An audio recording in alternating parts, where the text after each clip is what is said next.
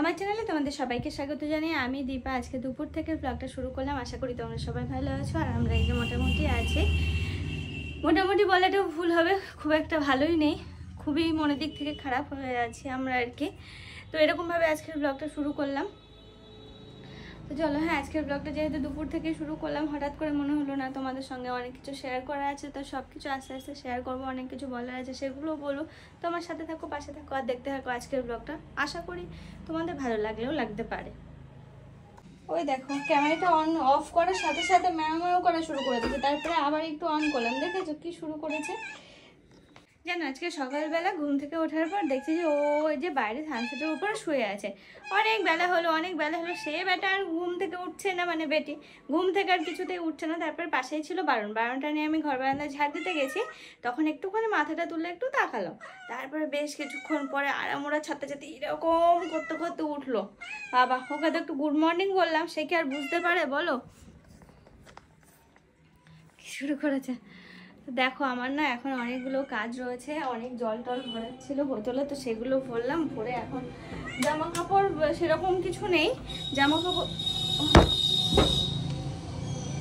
এরকম জামা কাপড় বলতে গামছাগুলো ভেজানোর দরকার ছিল, একটু গরম জলে দিয়ে রেখেছি। আর কিছু জামা কাপড় রয়েছে অর্পণের, বেশ কিছু। এই যে এই সমস্ত কিছু একটু কেচে নেব। এই দেখো জল ভর্তি করে রেখেছি, এখন নিচে নিয়ে যাব। 2 ব্যাগ বোতল ভর্তি করা, এখন একটু নিচেই দিয়ে এসে তারপরে এই কাজগুলো সারবো। হ্যাঁ, তো ঘরেই আছি, মানে আজকে বাড়িতেই আছি, সেরকম কোনো কাজ আছে বলে আমার মনে হলো না। কিন্তু টুকিটাকি অনেক কাজ ছিল হাতে, তো সেই সমস্ত কাজকর্ম করতে করতে দেখো ঘরটারগুলো সব ঝাড় দেওয়া হয়েছে, কিন্তু বারান্দাটা ঝাড় দেওয়া হয়নি। আজকে আর হলো না, কখন আদৌ স্নান করার আগে হয়তো একবার এসব কিছু পরিষ্কার করে ফেলবো। আর জানো তো, জলটা বেশ ভারী হয়ে যায়। আর ভারীর কথা বলতেই আমার মনে পড়লো, সেদিন আমি চালিকে ওঠানো নামানো দেখিয়েছি, তা তোমরাই আমাদেরকে ফোন করে করে বলছো যে দীপা তুমি কি ভুলে গেছো, তোমার একটা সেন্সিটিভ ইস্যু আছে, তুমি অত ভারী কেন তুমি নিচ্ছ, এখনও তোমার 1 বছর হয়নি, তুমি একটু তো নিজের দিকে খেয়াল করো। দেখো, এই পরিস্থিতিতে কিন্তু নিজের কথাই একটুও মাথায় থাকে না। সত্যি কথা বলতে কি, আমার তো একটুও থাকে না। আরে দেখো, অর্পণ এখন শুয়ে আছে আর আমি নিচের থেকে তাল নিয়ে এসে ছাড়িয়ে রেখে দিয়েছি। দেখো, তালটা আজকে নিয়ে পুরো একদম উপরে খোসা ছাড়িয়ে নিয়ে ঘরে আসলাম। আজকে তালগুলো উপরে বসে একটু পাল্প বার করে নেব, আর তারপরে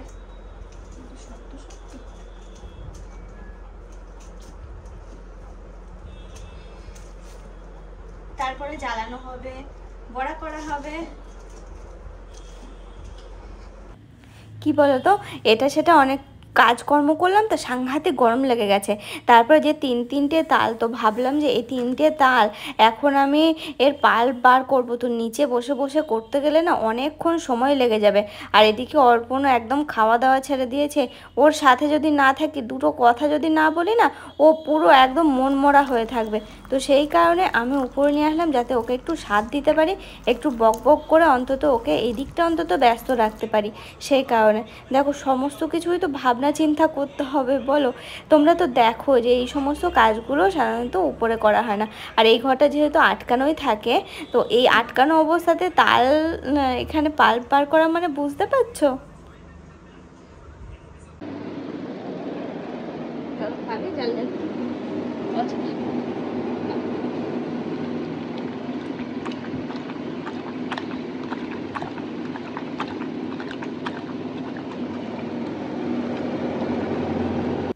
আমাদের চালিবাবুর এখন দেখো মনে হচ্ছে দিব্যি সে আগের মতো বসে আছে, কি ভালো যে লাগছে। তাও এটা দেখলে অন্তত অর্পণের একটু শান্তি হবে, জানো তো। আমাদের কথা বাদই দাও, দেখো লেজটা নাড়াচ্ছে কেমন। তারপর কি বলো তো, আমি যেহেতু স্নান করার আগে এসেছি, তালটা নিচে দিতে এসেছিলাম, সমস্ত পাল্প বার করা হয়ে গেছে। দিতে এসে দেখলাম যে চার্লিকে এই জায়গাটা একটু পরিষ্কার করে যায়। তারপর ওর পা দুটো দেখলাম, হাঁটুর সামনের পায়ের হাঁটু, তো ওখানটা একটু কেমন যেন ছুঁড়ে গেছে, তো আবার একটু স্কিন হেল দিয়ে দিলাম। আর ওকে একটু ঘুরিয়ে দিচ্ছি, ওইদিকে মাথা করা রয়েছে, তো ও না আমাদেরকে দেখতে পাচ্ছে না ঠিকঠাকভাবে, তো মনে হলো একটু ঘুরিয়ে দিই। দেখো, আর উঁচু করে আর আমি সেই সাহসটা নিচ্ছি না, মানে তোমাদের বকার জন্য। আর আমিও সেই ভাবলাম যে না, ও তো অনেকটাই ভারী, কিন্তু এরকমভাবে একটু নড়িয়ে দিই। তো এই দেখো, এরকমভাবে আর কি করছি।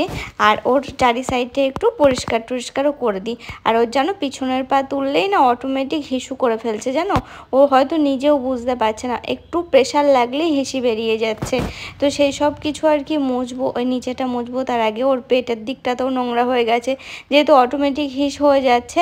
তো সেই কারণেই আর কি। আর এ দেখো এখানে এখন মুছে নিচ্ছি, মুছে নিয়ে তারপরে ওকে ভালো করে শুইয়ে দেবো, ফ্যানটা চালিয়ে দেবো, শুকিয়ে যাবে।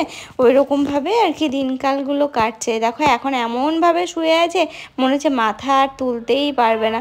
ও বলি না, ও খুব আদুরে জানো তো, খুব আদুরে। আগেও যেমন করতো এখনও তাই। সন্ধ্যাবেলা আসলে না কি ঘুম পাচ্ছে জানো, সারাদিন ঘুমানো হয়নি, এই টাইমটা হলে কি যে ঘুম পাচ্ছে।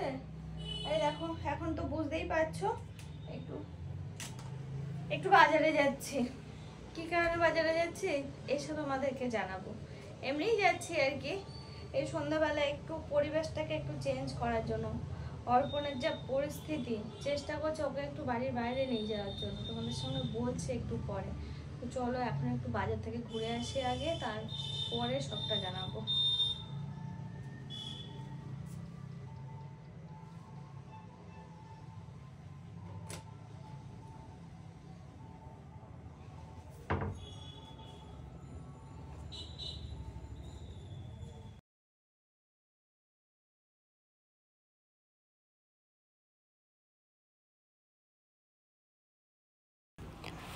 খুব ইচ্ছা করলে একটু বাজারে আসতে, তো বাজারে এসে কোথায় যাব সেটা আর কিছুতেই ভেবে উঠতে পারছিলাম না। তারপরে চলে আসলাম একটু পেট্রোল পাম্পে, এখান থেকে একটু পেট্রোল ভরে নিয়ে তারপরে দেখি ওই যে ভুট্টা দাদার কাছে ভুট্টার কথা বলা আছে।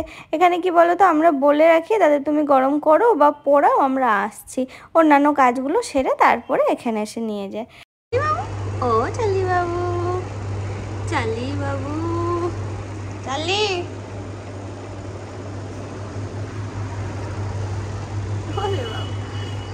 লেজ নাড়াচ্ছে। কি খাবে, একটু জল খাবি?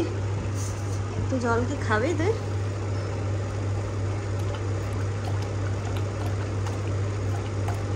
ঘুরে ফিরে বাড়ি চলে এলাম। আর দেখো তোমাদেরকে তখন বলে গেলাম না কি কারণে বাজারে যাচ্ছি, তোমাদের বলবো। দেখো সেরকম কিন্তু কোনো বিশেষ কোনো কারণ ছিল না যে বাজার করতে যাচ্ছি বা কিছু, এরকম কোনো কারণ ছিল না। কিন্তু আজকে আমার যাওয়াটা মনে হলো খুবই দরকার। তার কারণ কি জানো, আমি দুপুর থেকে কথাটা বলবো বলবো ভেবে ভেবে বলতেই পারছি না। একেতে চার্লির শরীর খারাপ তোমরা জানো, মানে তারপরে আমার হাজবেন্ডের মানে অর্পণের, ওর যে কি হারে শরীর না সরি মন খারাপ। বলছে আমার আগে কোনোদিন কখনো এরকম হয়নি।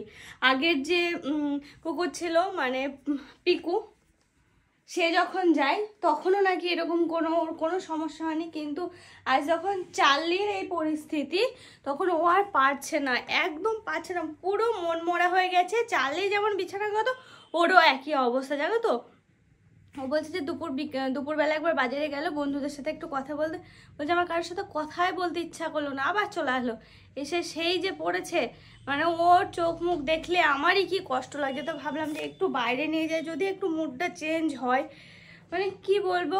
ও আর তোমরা তো কলকাতায় নিয়ে যাওয়ার কথা বলেছিলাম। হ্যাঁ গো, কলকাতার কথা তো আমরাও ভেবেছিলাম, প্লাস হচ্ছে কলকাতার ডক্টরদের সাথেও কথা বলা হয়েছে ফোনে।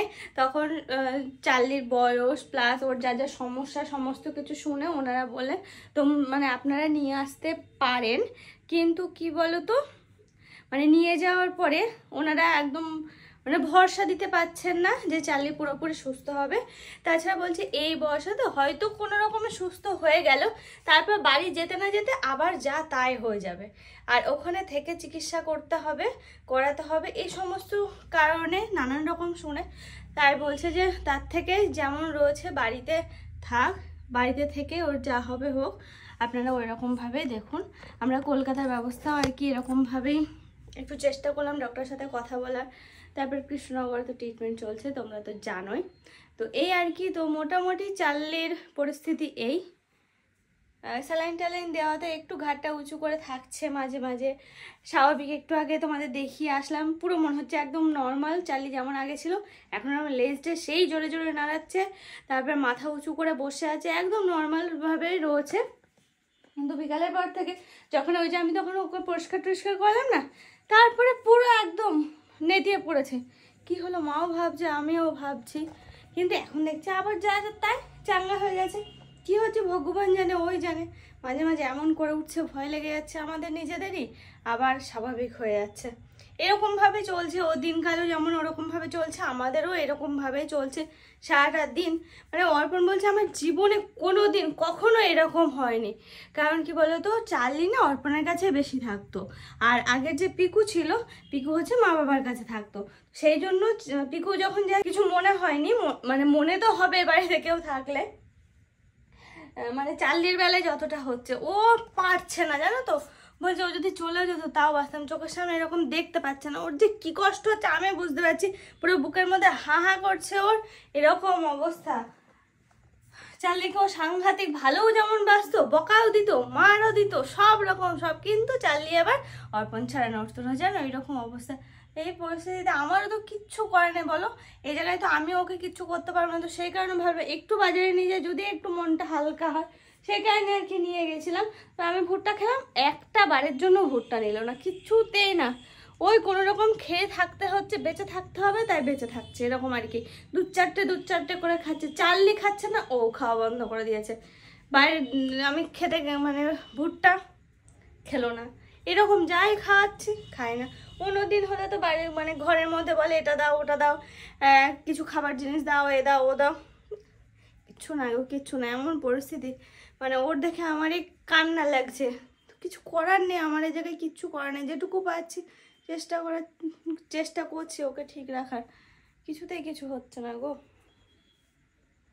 চালিয়ে এরকম হয়তো ও পুরো একদম বিছানাগত হয়ে গেছে। আর এই দেখো এখন রাত্রে রুটি হবে, তাই জন্য আটা মাখতে শুরু করে দিয়েছি। আর ওইদিকে হচ্ছে মধুকা আছে, চা করা হলো, চা করে দিলাম। ওদিকে হচ্ছে কাকি রয়েছে, মানে মধুকার ওয়াইফ। তো সবাই মিলে গল্প করতে করতে আমার আটাটা বেশ তাড়াতাড়ি মাখা হয়ে গেল। এখন আমি রুটিগুলো একটু বেলে দিচ্ছি, আর মা ওদিকে সেঁকে নেবে। তো এরকমভাবে আর কি আমাদের দিনকাল কাটছে, বুঝতেই পারছো। বাজার থেকে আসলাম, এসে জামা টামা চেঞ্জ করে নিচে চলে এসেছি, যেহেতু কাকি এসেছে, কাকা এসেছে, তো ভাবলাম যে না সবাই মিলে একটু এক জায়গায় বসে চা খাই। তো এই আর কি। তারপরে দেখো রুটি হয়ে গেছে, কাকু তো রুটি খেলো দুটো, কিন্তু কাকি আর খেলো না। কাকি না রুটি খায় না, ভাত দাও, ভাত দিব্যি খাবে। তো ভাত আর ছিল না। আর এই দেখো কাকি আর হচ্ছে কাকা দুজন মিলে এখন রাত হয়ে গেছে বাড়ি যাচ্ছে। আর আমাদের ওই ছোট কাকুর খাবারটা নিয়েই যায় কাকা আর কি, মানে মধুকার দিয়েই পাঠানো হয়। জামা কাপড় প্রচুর রয়েছে। আমি চলে আসলাম এখন উপরে, আর উপরে এসে তোমাদেরকে এই জায়গা দেখাচ্ছি কেন বলো তো। এই দেখো এখানে অনেক জামা কাপড় মেলা আছে। আসলে কি বলো তো, এই জামা কাপড়গুলো না কালকে কেচে দিয়েছিলাম, আর দিনের দিন তোলা হচ্ছে না, কারণ এখন তো ওয়েদারের কোনো ঠিক ঠিকানা নেই, কখনো রোদ তো কখনো আবার বৃষ্টি।